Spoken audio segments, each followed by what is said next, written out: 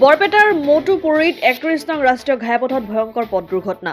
দুৰ্ঘটনাত 2জন নিহত হোৱাৰ লগতে গুৰুতৰভাৱে আহত হয় আন 2জন। তীব্ৰবেগী নম্বৰ প্লেটবিহীন বগা ৰঙৰ স্কৰ্পিঅ' বাহনৰ চালকে নিয়ন্ত্ৰণ হেৰুৱাই ৰাষ্ট্ৰীয় ঘাইপথৰ মাজৰ ডিভাইডাৰত থকা এজোপা গছত খুন্দা মৰাৰ ফলত সংঘটিত হয় এই দুৰ্ঘটনা।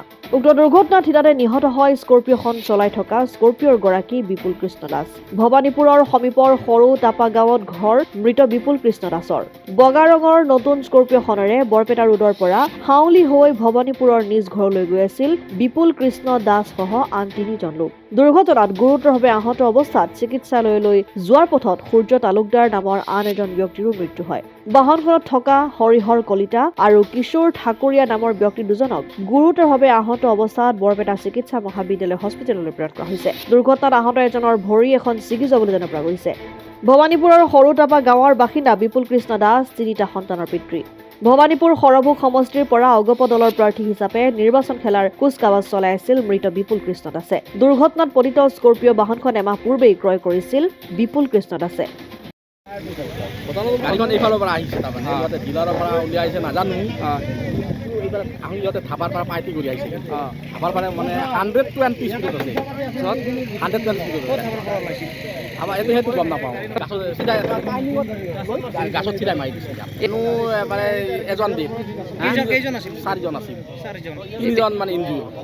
এতিয়া পঠাই দিয়া হয় মেডিকেলত, এটা স্পট দ্বীপ গাড়ী ব্ৰেণ্ড গাড়ী। আজি 3 দিন হ'ল।